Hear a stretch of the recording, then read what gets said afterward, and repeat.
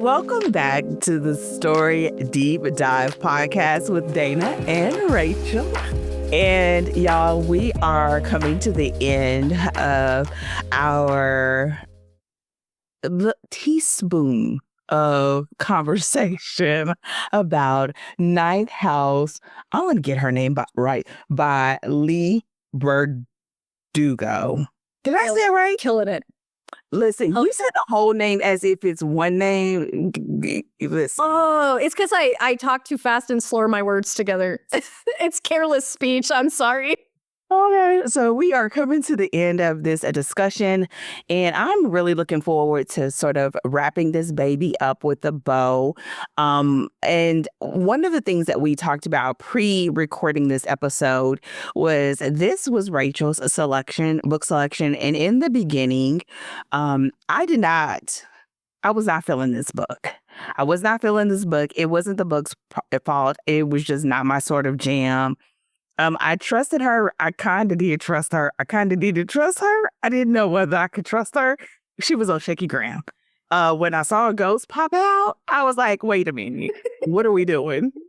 And it was to the point where I was giving her late night text messages and I was calling her during my morning walks because I didn't understand what had happened was. And, but as we get into this last episode, and even after having these conversations, talking about the plot, talking about the characters, or really Alex, who's just a monster character, and now sort of wrapping this up a little bit, it makes me appreciate it more. So I'm telling Rachel she did a good job. She better put this down in the books. That this was a great book. And honestly, I'm looking forward to reading it again. And before we sort of get into that wrap up, what are some of the things that you got going on in your world that sort of is keeping you moving? Because we are recording this around the holiday season. So what's going on in your world before we dive into this final conversation about Ninth House?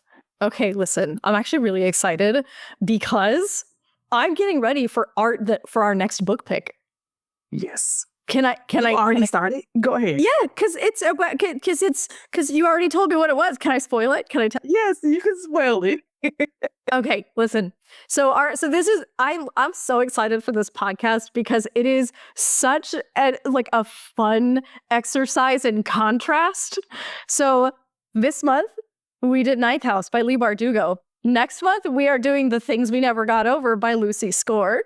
And I love it because it's like we are going the full opposite direction. As far opposite as we can, we're doing it. We're going. Oh my God.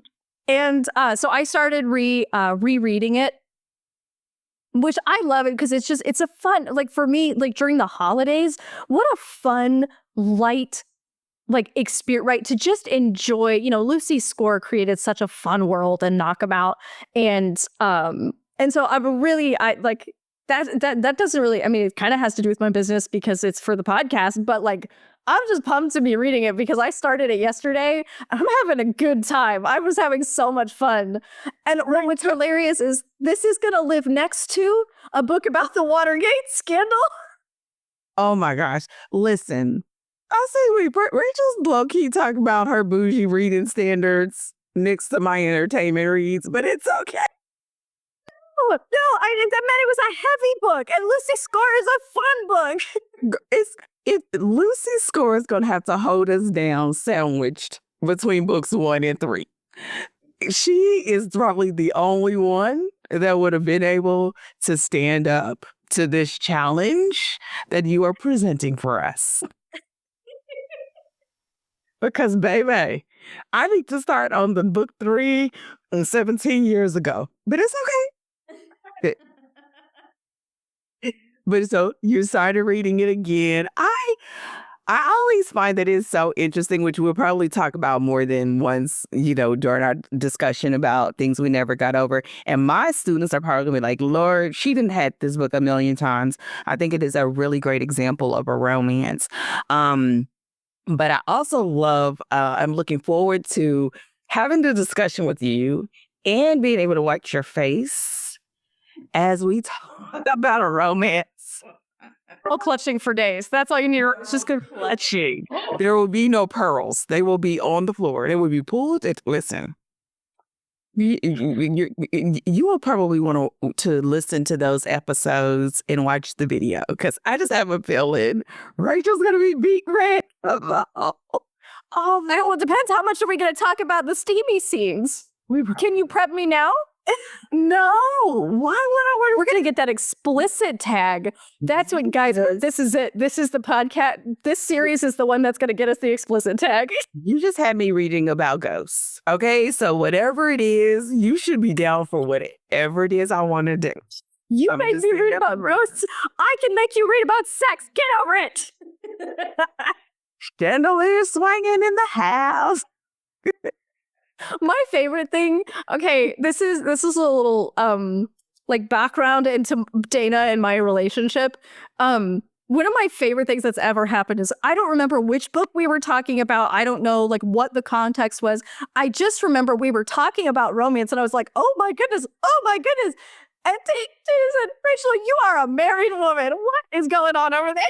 Baby, listen, grown folks stuff. You know what grown people do? I was like, ma'am, what book was it? No, it wasn't. I was thinking that it was, oh goodness, vampires. Oh, Dead Until Dark? Was it Dead Until Dark? No, it wasn't Dead Until Dark. It was a different vampire book? No. I mean, the vampire was that, but that wasn't the day when we had that conversation. It was another book that we were reading, and I can't remember what. But yes, y'all listen. I think first of all, thank you for starting early. It's a book that you need to start early because it is a thumper. It is a door stopper. It's a good one, but it's a door stopper. 500 pages of Viking goodness, apparently. Come on, grouchy Viking. That's all. Oh, we love a grouchy main male lead. Never gets old. And that's not sarcasm. I really mean it. Listen, dogs. Lots of dogs. If you want to listen, have a big, bad, scruffy man with dogs there. It's... I promise eventually we're going to get to talking about night. They're like, am I the right episode? You are. Oh, we just can't keep it together. Dana, please tell me what you got going on in your life. Please, just less than you. Listen to over. Oh my gosh. First of all, I really think that after this discussion, I really do want to read this book again. Like as I started, like I was against it. Rachel was, listen, she was over here breaking it down like it was a dissertation so that I would continue because I was almost on the hell no, we won't go bus. I was on the bus with my keys. I was going to be driving the bus. Whoever gets left. And she was really trying to talk me down like, you're going to love this book. I was like, I did not sign up for this. And so I was that friend. However, one of the things that I realize as a reader, because I am an entertainment reader when it comes to my reading selections for myself, that once I start feeling the character more, it's like I'm in there. And that's how I feel about this character. I think even when you were talking a little bit about the fact for your Substack going to do Mistborn next, I really feel like it's so interesting to me for me to be in a genre that majority like the way women are sort of written and not in a bad way because I love it, but I think it's a very interesting contrast to the experience of like Alex and, oh my God, I can't think of her name from Mistborn. Give me her name. Vin. Oh, I love Vin. And Vin and even when we have our discussion about characters, it made me think about how Vin used to do the same things, sort of like Alex, but she was a quiet, still presence, almost as if trying to make herself invisible, right? And I think there is something to be said about reading in other genres even if I'm all for the sexy times and the chandelier swinging, it is so amazing to be able to look at this and absorb this and find ways as a writer to convey that same feeling, that same conviction and willingness to sort of hang in there with the characters. And so, like, we'll be laughing about it, but I do think this is a great pick. It was a great pick. And I'm looking forward to your editor's takes on this. And so as we get ready to transition our conversation, as a reminder, we are not covering everything in this. And now I'm not. I don't even want to call it an analysis. It is in some regards, but it really isn't fully.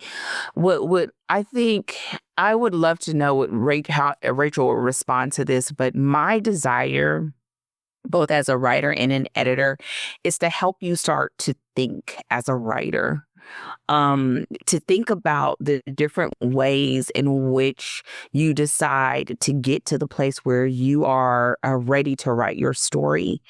Um, and um, and what are some of the questions that you can ask yourself, whether you're plotting or you're editing, that can help you to sort of just get in the pocket and truly show your tail in that story, like just wow out.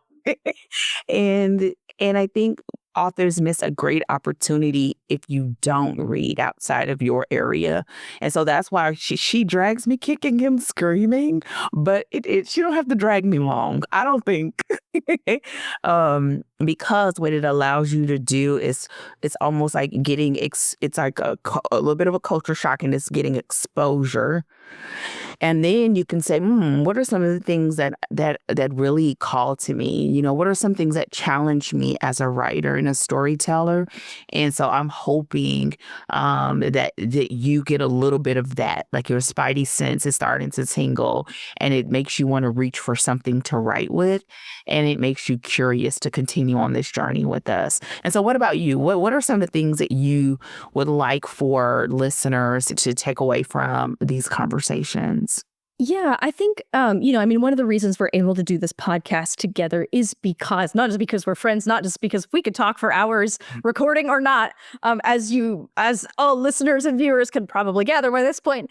But really, yeah, I think it's both encouraging because it's important to read in your own genre. That just goes without saying, to expose yourself to other writers, to other styles, to learn about your own genre. But I do think that, I think that learning how to, and you use this phrase, and I love this phrase. I think it just hits the nail right on the head, right? Learning to read like a writer, right? So really, I think that it is a skill to learn how to read books with an approach or with a view toward learning from them. And I think that's something that I really would love to see listeners take away from the podcast, is getting more of an understanding of how to read books and understand how to look at them and how to think about them in a way that's going to help you write. Because I think that once you unlock that, the whole world just opens up, because now all of a sudden, when you're planning your book or writing your book, you have this treasure trove of questions and approaches and thoughts and considerations to pull from, to really pull into your story and make it better, and to, just like you said, really nail your story, because you have these tools at your disposal, and you have, rather than feeling stumped, you have all these different ways that you can think about it, so that when you need to develop a story or a character or an aspect or a subplot or whatever, you have tools that you can pull from to help you do that. As well as this selection, I love the variety of reading, where we have fun, sexy, romantic stories that are phenomenal entertainment reads, and we also have just honestly heavier stuff. You've got gritty Rachel books that are a different end of the spectrum. But I think that learning how to read outside your genre, and how to, for me honestly, even as an act of appreciating the art of writing, in all of the different forms that it takes.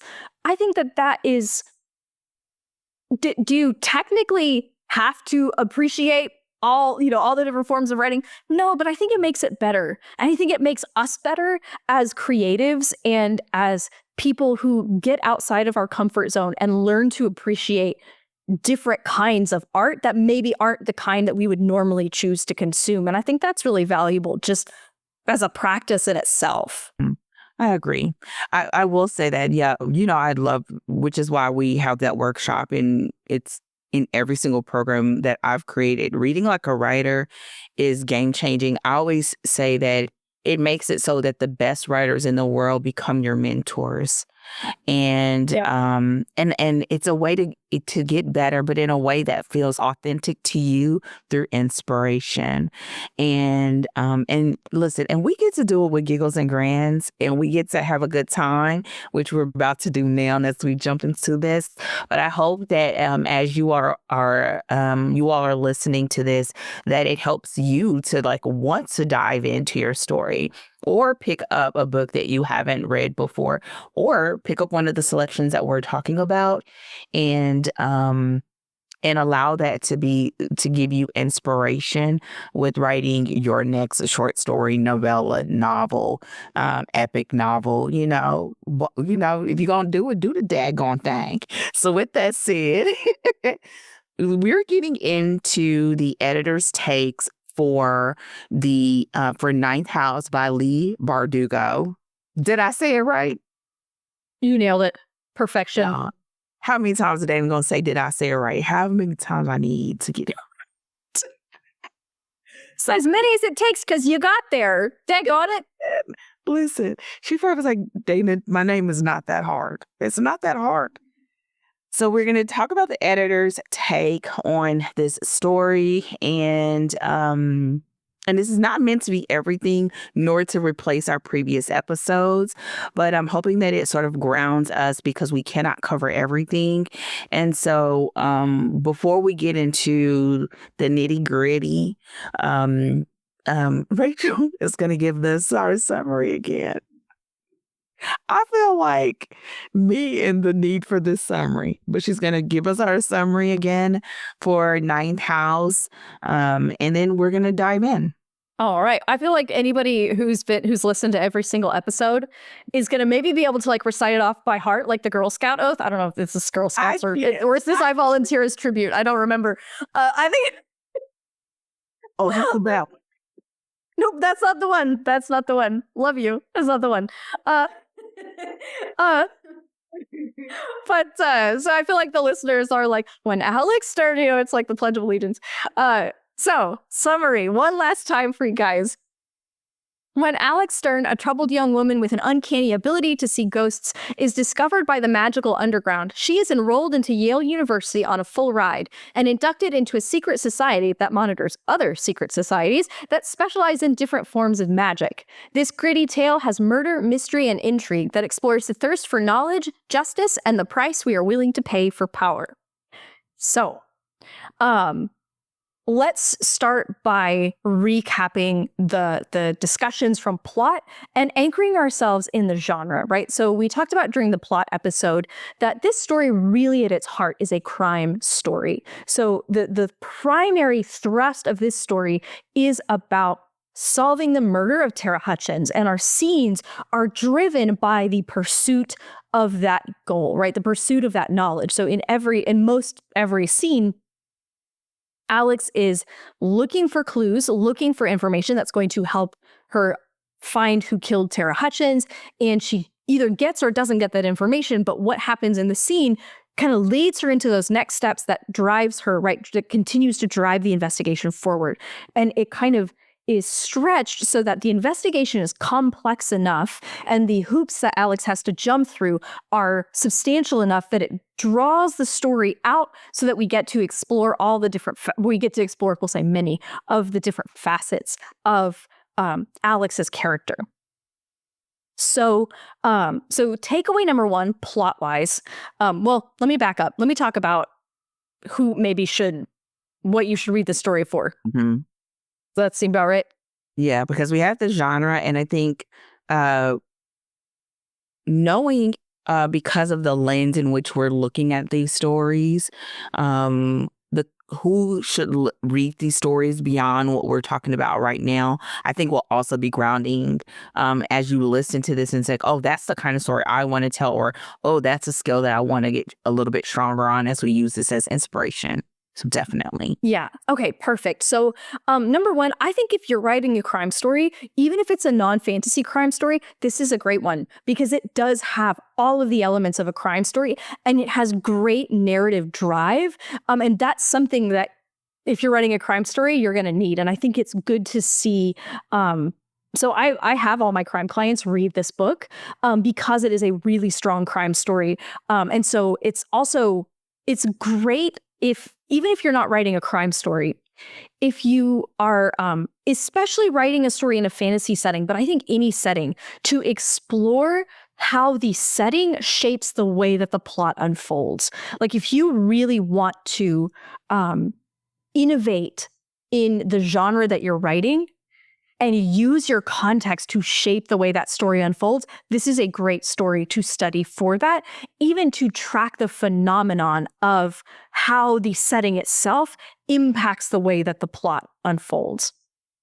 I also would say if you are writing book one of a series and you have a protagonist that we are going to spend the entire series following, this is a great look at a book one and sort of as like point 3A, book one, and for exploring a character, like a very nuanced, complex character that we could actually hang out with to explore for 3 books.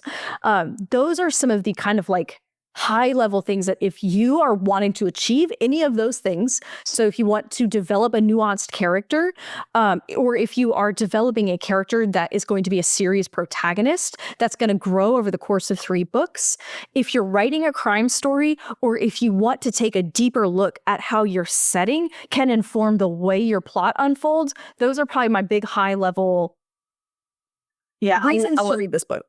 And I would want to do like a little piggyback on the one about setting. I totally agree. The thing about setting too, which we didn't go into a lot, I felt like in some ways, as someone who primarily reads romance, it reminded me of like urban fiction, right? In that you have this dance between the contemporary setting and the sort of fantastical elements, right? You had the thing that you saw, and she did so beautifully of having the contemporary setting on this college campus. And even, to the going to the cafeteria to eat. But around them are ghosts, right? And I think there's something to be said about how she balances that. And if you find that you're writing a story where you have that sort of interplay between modern contemporary story while at the same time having fantasy woven in, I think it really does it's done beautifully. And even how she structures some of the secondary characters and the roles in which and how she built the I keep calling them secret magical houses is what you called it. I keep calling them secret societies, whatever they are. And They're so also that, so so that's just a part of it. And so, yeah, but I totally agree on that. That it is, that would be a master class definitely in that as well. Yeah, definitely. If you're writing urban fantasy, this is one to look at. An urban fantasy, again, in a contemporary context, and the way that she blends those two things together, definitely add that to your list. If that's your setting, this is one to read. Mhm. All right. So shall we talk about some of our plot and character takeaways?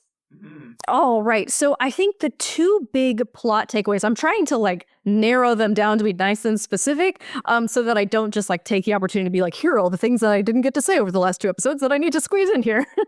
But to really like hone in on what is actionable here.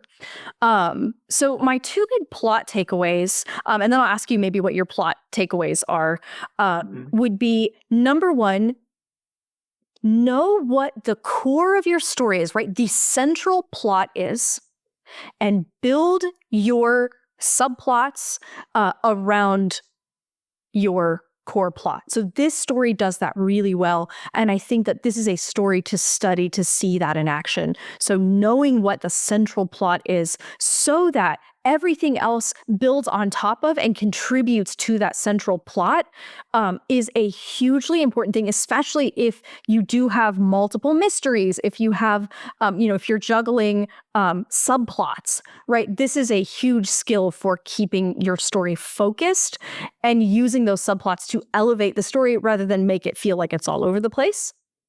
And the other big takeaway from this book is going to be using the plot to drive your character's transformation. So using the plot to challenge your protagonist in whatever it is, in whatever way that they need to grow, and essentially tailoring the plot to drive the character's transformation. So whatever it is that your protagonist needs to encounter in order to grow, the plot should be putting them face to face with those things and backing them into corners and challenging them specifically to enable them to grow.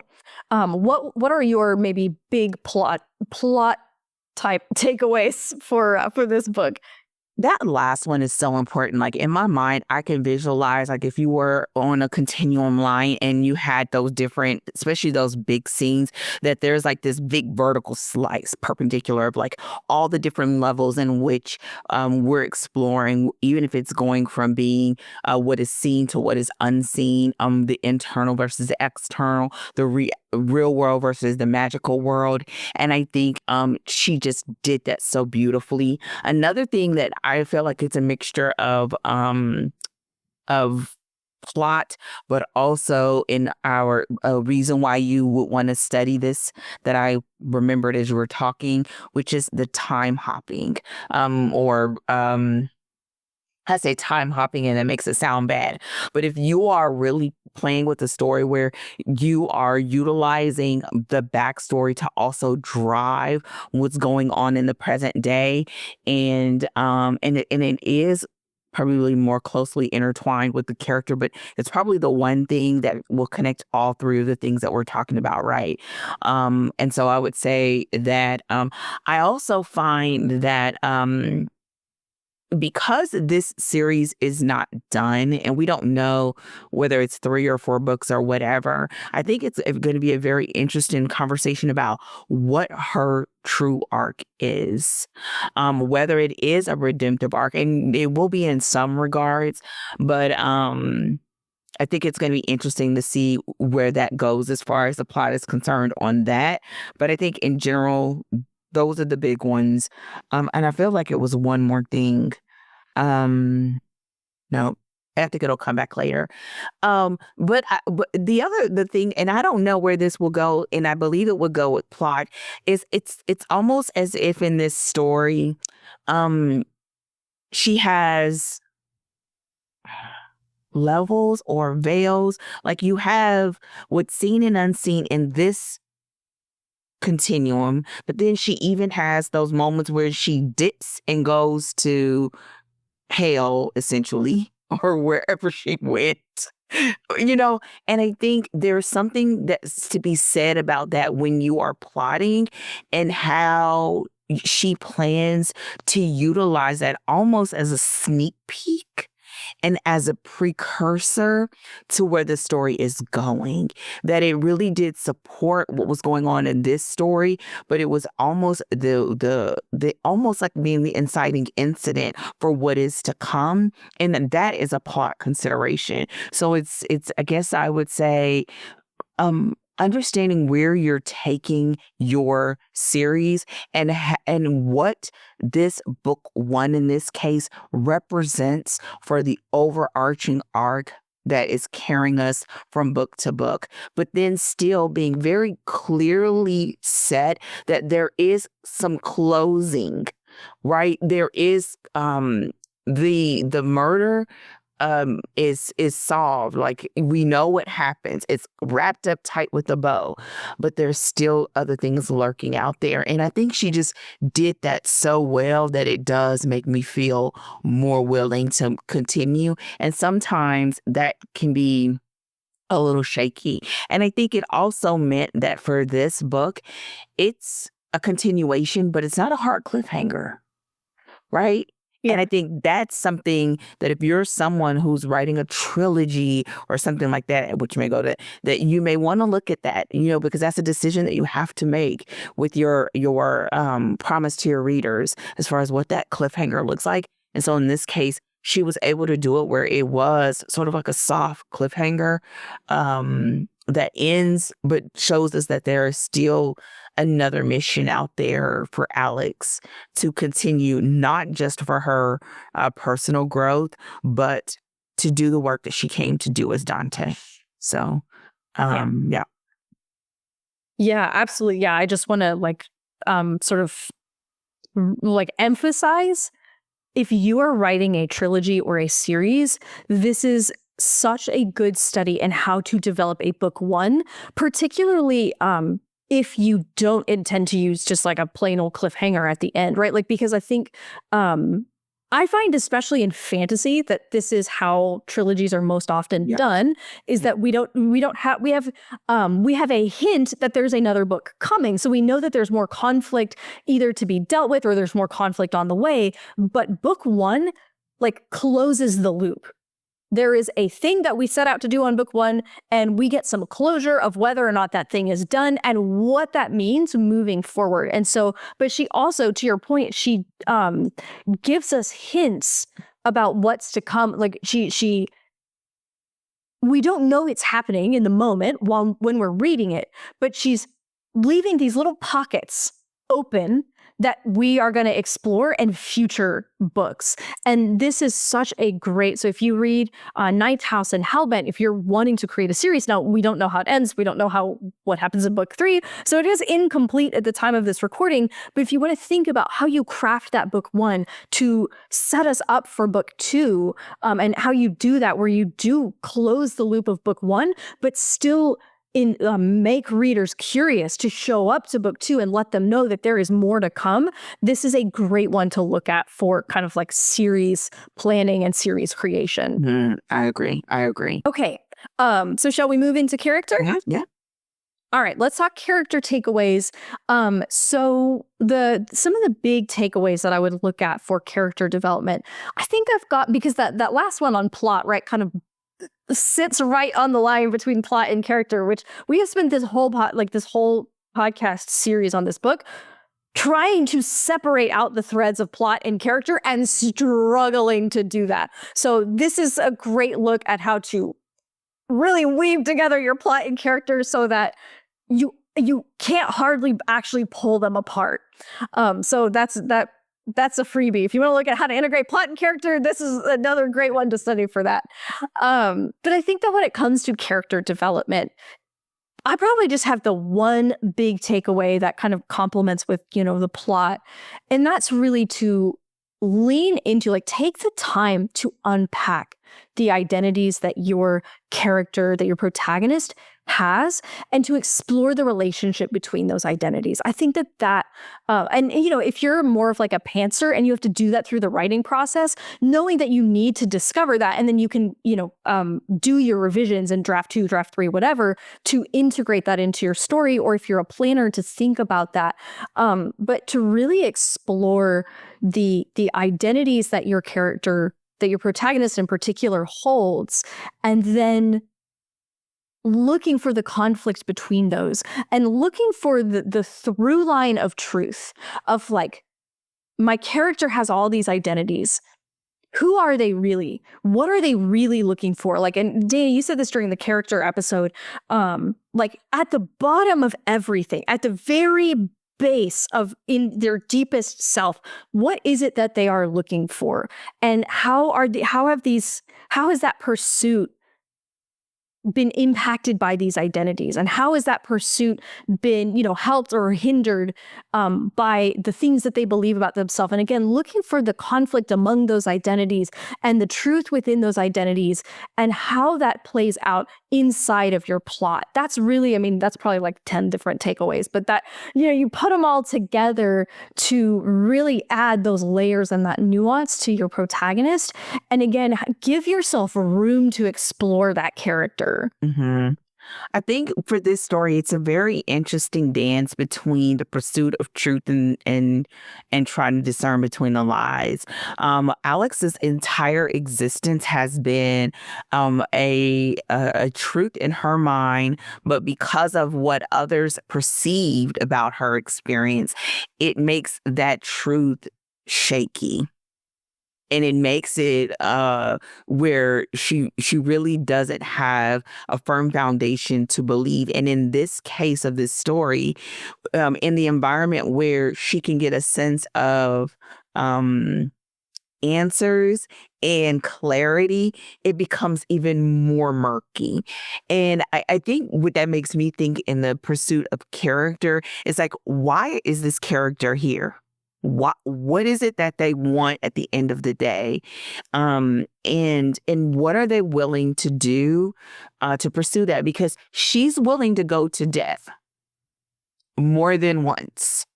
Right. And you want that. And even if your story is not a life or death situation, life or death doesn't mean physical death. It can be the death of a relationship. It can be the death of a role or an identity. It can be death of a marriage. It can be so many different things, but it must rise to the level that we believe as readers that they're willing to take that chance and go on that journey. And I believe we all, I'm speaking for everybody, we will believe that she does, right? You're like, she ain't speaking for me. And so I think you want us to believe that, especially if you've gone through all this work and you want us to read book 2. Okay. So like nothing sells the next book like this book, right? And vice versa. And so I think that's probably one of my greatest takeaways of like, is like, why is she here?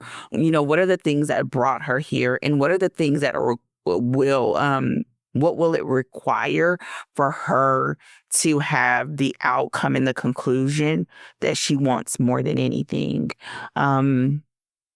And so I think this is a great book to be able to unpack that and to give someone, and I can think the final thing I think that in with this story that is coming to me right now, which is at no point do you really well, for me, I didn't get, so how do I say it? I didn't sort of just push it aside that this is just a college kid. You know what I mean? Like in romance, again, like in romance, that's a big deal. The difference between like a YA, new college, and an adult romance. And in this case, her story was so multifaceted that you almost forget she's a 19, 20-year-old kid, right? Like she has so much life to live, but she's lived so much life. And I think that makes it so that you have a story in its essence that's universal. And in her journey and what she's going through, like that you can't just easily chalk it up to being, oh, me, go keep living, baby. It's like you won't give in to, Yeah, right. So I think that's another thing about the character, and I think it makes it so that we're not talking about it, but just a nod to you make your story a little bit broader and a little bit more accepting to how you decide to market it and who are your readers and who are your fans and how do you build your brand as an author. And so I think that made it also fascinating. Because it was happening and I didn't even know it was happening, which is a great thing. Yeah, I want to just pause for a second on that, just to say that's a really good point about, I mean, this feels like such a like basic, choice to make about your protagonist, but their age, right? Like that does matter because to your point, in a different story, a 19-year-old protagonist, we might feel like this is some YA bull, like you're just being a teenager, whatever, like, versus like, because this novel was Leigh Bardugo's adult debut. She had written YA before. This was her debut into like adult fantasy fiction. And I think that it worked because, to your point, like, yes, she's 19, but the experiences that she has had is deep life lived. Like she's not some naive kid. And adults can read that 19-year-old because like adults have seen some life. Alex has seen some life. This is not a college girl with college girl problems. We're way past, just like, I have a crush on a boy. What do I do? Like we sailed past that a long time ago, Yeah. And so I think that, but I do think that it's important when you're creating your protagonist of thinking about their age and their situation in life, and who are you marketing the book to, and what are they meant to understand? How are they meant to feel about your protagonist? And just being cognizant of that, because it would be. I think sometimes we can either be arbitrary about, age just because it's like, I don't know, this seems like a good age, or, we can lean into a certain age range or time frame and we accidentally undermine ourselves because of because of that choice. So just being cognizant of that, being aware of that, I think is, if nothing else, it's helpful to know to think about it, Mm-hmm. One final thing that I will say, and I don't have a category for this, so I will put it here with the character, which is I never really gave a whole lot of thought to the fact that what we would call her is morally gray in this story. That's how we would say it in romance, right? And it's an intentional category because some people may not want to read stories with characters that skirt the line of legal and illegal practices, right? Or how they either make their living or how the story unfolds, which causes us to have this sort of suspension of belief, right? And in this space, you have it that is being positioned as fantasy, but really it does go into that suspension of belief. And she has a lot of that, a lot of the things, whether it is drug use, whether it is sexuality, and a number of those things. She, both Leigh Bardugo, I think I got it right, and also Alex, when it comes to the exploration of these topics, and that to me is also a choice that's an extension of the plot, right? She needs that to be able to go where she needs to go, but it's also a part of her character because it has been a protective mechanism. Mm-hmm. And I think that is an interesting thing because everything else is almost so noisy. You're like, I'm gonna give it that. Like, it's so many other things to be concerned about. When that one scene where that ghost popped out at the store, that was the moment where everything or when she was in that bathroom, I was like, listen, my heart and my brain just felt like I could not take it, but I couldn't stop reading. And I was mad, but I couldn't stop reading. And so I think it's almost as if because of the way she structured this character in this world, we gave her permission to go there. Her, not Alex, her, the author, to go there, and that we was willing to sit in the passenger seat and allow her to drive this thing. And I think for me, that's rare. And again, that's what makes this in itself, a masterwork. I believe, but that's something that, again, I wouldn't take that decision lightly, and I would be very intentional about what the themes that you want to explore in your story so that it doesn't feel like it's just a thing you threw in. And I don't think any of the decisions that she made in this story were taken lightly. And so that makes it feel like assuring. But I think that if you can do it in a way because of her having that fluidity between what she's willing to do to protect herself. Listen, Yeah. Alex ain't no punk. Listen, she said, you listen, she gonna give it to you whether you human or you're a ghost. And so I think that also is an extension of character that also gave a lot of permissions and leeway in plot, in the storytelling, that I think was so good. Yeah. And I know. I mean, then we'll wrap. I promise. We'll be done.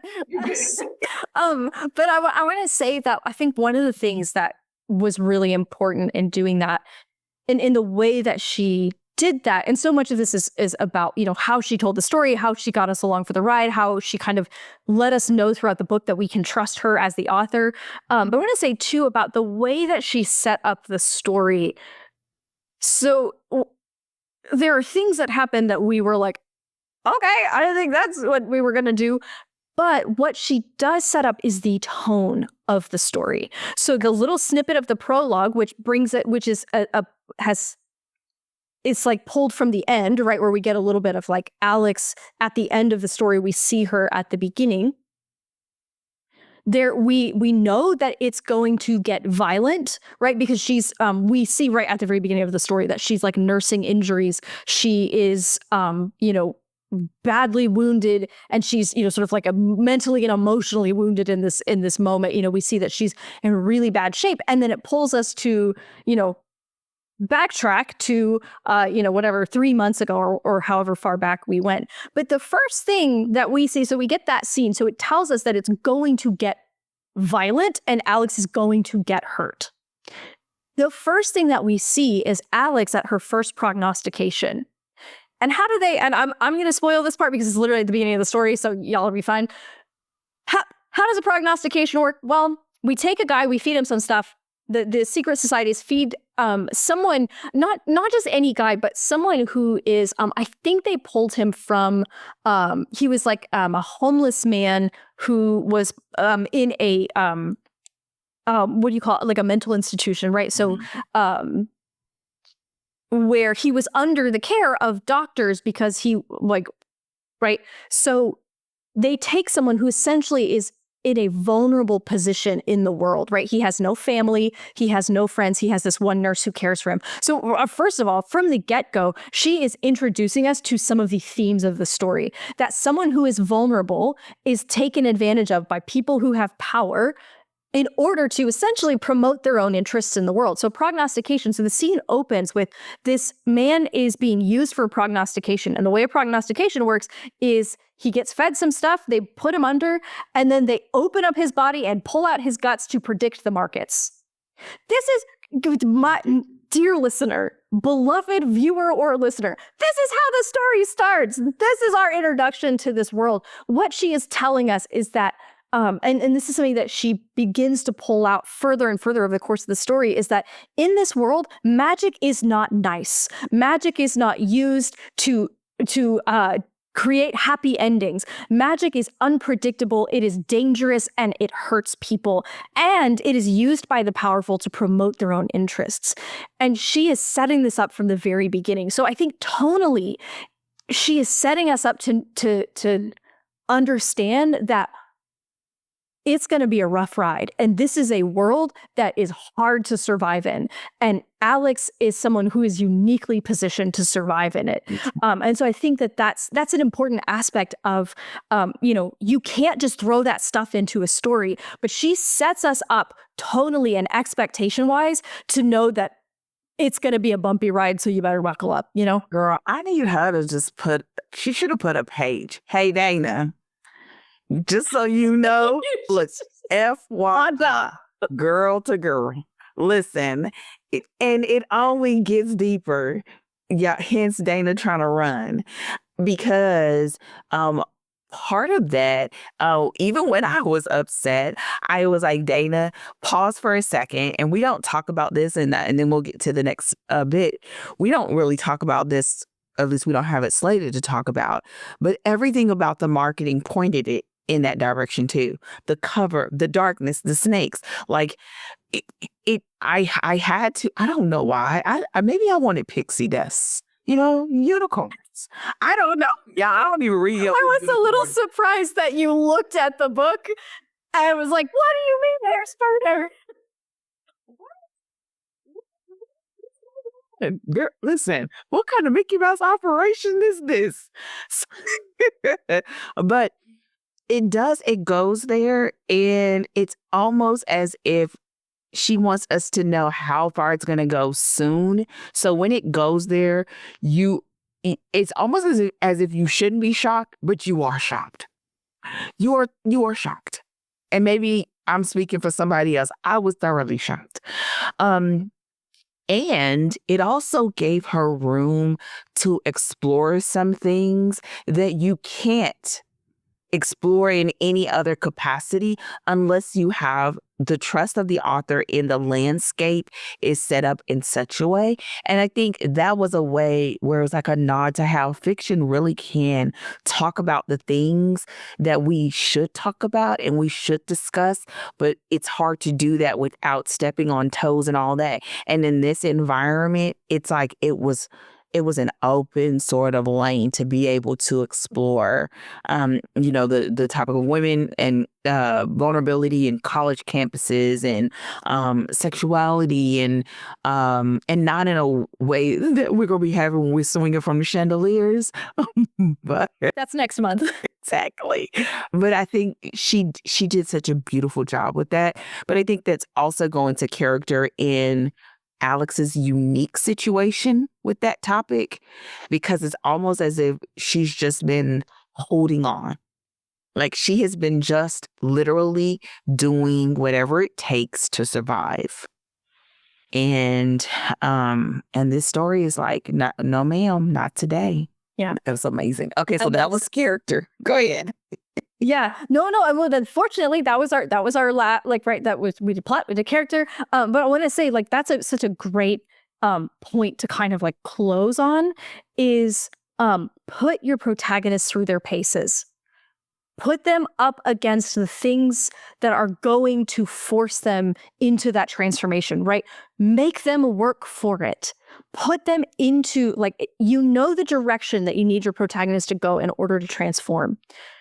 Tailor your plot to put them into the situations that are going to force them out of their comfort zone, that are going to challenge those identities, challenge those lies that they believe about themselves, and put your protagonist, like I said, through their paces and use your plot to drive them to become everything that you know as the author and that we will come to understand as the audience, everything that they are capable of actually being. Hmm. I agree. And I think that consideration must be done in a sense, not in isolation of understanding your genre, your niche, your promise to your readers.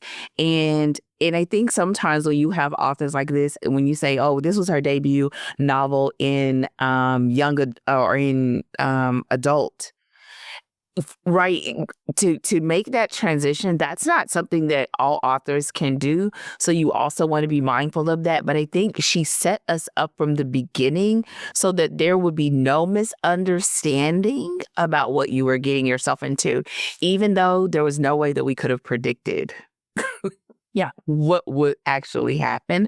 And I think, I mean, not only is that a choice, but I think she did it beautifully. And I have my final question to you would be, what was one of the reasons why you read the book in the first place? And what are your thoughts now after having read it and then not only read it, but studied it and had the experience of reading it with clients? Yeah, so I originally picked this book. This book had been on my TBR for a while, and this is so weird to me. I came across an ad, or I don't even know if it was an ad or if it was like someone had posted something. But it was like, if you liked Harry Potter, this is like Harry Potter but college. And that was the extent of initial, which I'm like, I would not compare this book to Harry Potter ever. Like that was an insane comparison to make because this feels like it shares nothing in common with Harry Potter. I'm glad that I saw that and was like, well, now I'm curious about like whatever the heck that means. But I would not ever describe this book that way, and I would not recommend that description to anybody. But like, I mean, because it was years ago now that I came across the book, so it was a while back. But it just had kind of like floated around in my head, and I would see it occasionally on, because of the kind of books I read already, it would come up on my like Amazon or Audible or whatever. And I really just chose it because I was like, okay, cool. This is it's in a school setting, which was something that I was looking for. And it is like magic and academics, right? This is sort of just like, and it was labeled as dark academia, which I think is correct. And that is a genre that I am generally interested in anyway. So I mean, it was the now at this point, I choose books much more intentionally, but I came across this book at a time when I wasn't particularly looking for anything specific and just like stumbled upon it more by accident. Um, but I am so glad that I read it because once I started reading it, I listened to the audiobook first. I could not stop. I was listening to it all the time because it was really feeding like my craving for innovative fantasy. And then when I found out it was a crime story and you combined literally my two favorite things and the genres that I was like, I'm devoting my life to these two genres, which is crime and fantasy. I was like, great, this is everything that I wanted it to be and more. Now, what's interesting is when I read it with clients, my clients have variable experiences with it because when I read it with my crime clients, they don't come from fantasy. So they're like, what the hell? Right? Like, I mean, really, like they respond kind of like you did in a lot of ways, Dana, of like, I'm sorry, we're magic, portals, we have what? Like, this is just not their vibe. And so it takes, but this is like why, this is one of those things about reading outside of your genre where it takes like, okay, even if you peel back the fantasy layers, look at the execution of the crime story. Like, even if you object to just fantasy as a genre and you're like, I don't like that, I don't want it, set that aside and just look at the implementation of the crime and how she structures an investigation so that it's interesting. It propels us from scene to scene.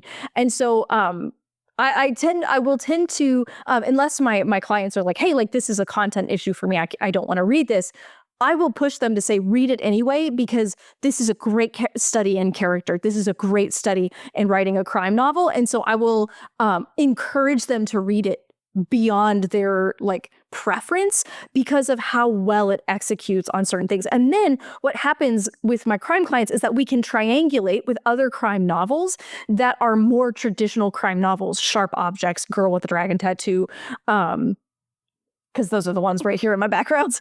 But so that you can start to pull out the patterns, but also see how well she executed on the classic patterns of a crime story.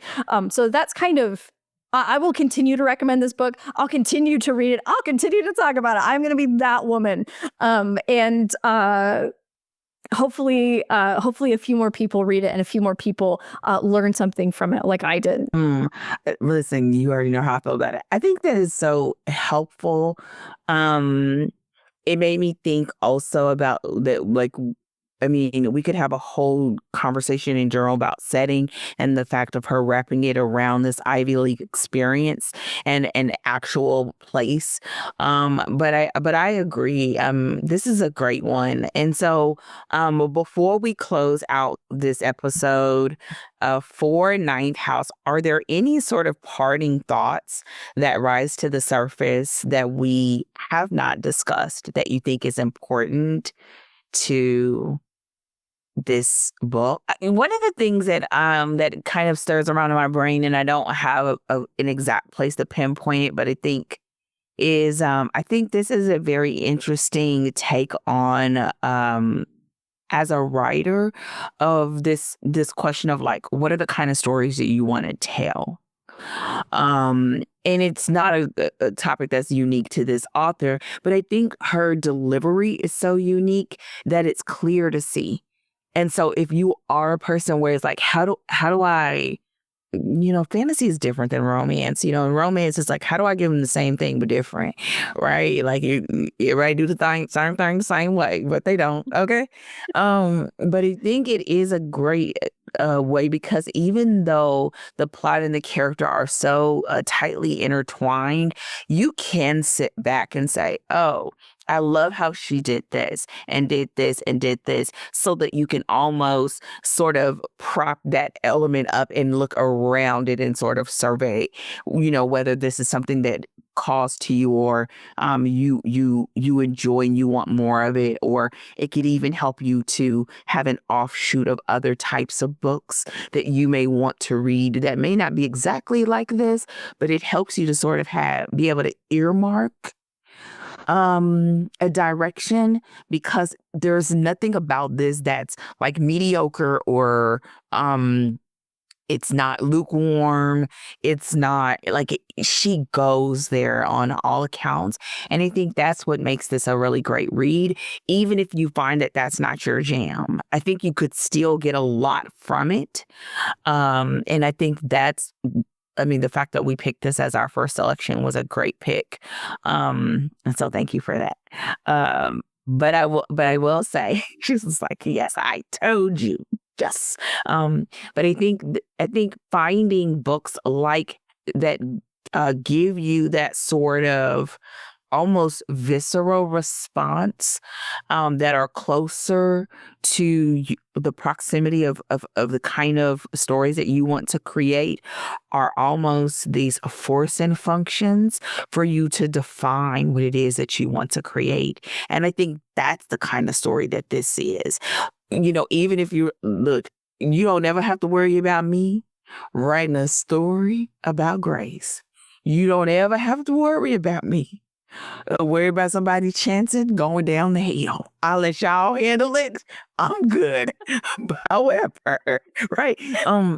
I think sometimes you have to have this, whether it's a discussion of art, or her creative expression, or her storytelling ability, like you having that, if you're in any sort of limbo of exploration of your voice, of how you want to use tone, of how you want to use theme,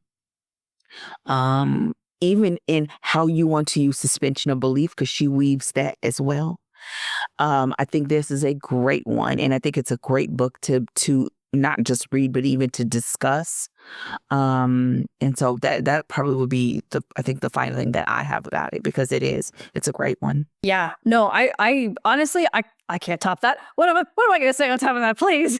But I do think that this really does make a nice like bookend, from like with the beginning of the podcast and what we were talking about, which is that this is one of the reasons why it is so important to read, and to read outside of things that you would maybe normally pick for yourself, because it gives you the opportunity to explore different styles, different books that like, different tones of books and stories, and begin to explore, what do I want my stories to be? How do I want my stories to make people feel? Or what kinds of topics am I interested in exploring? And then finding out, how do I explore those well? How do I do them justice? How do you write? All of these things are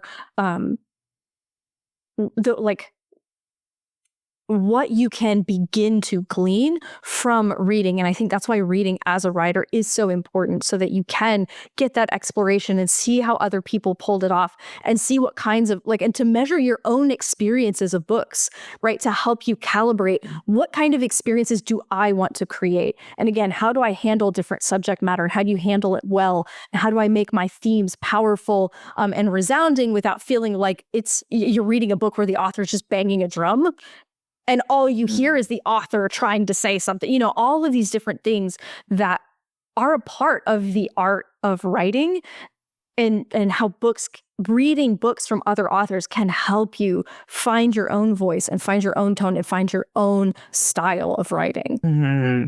And it also is a great indicator or potential mirror on the reading experience, whether it landed.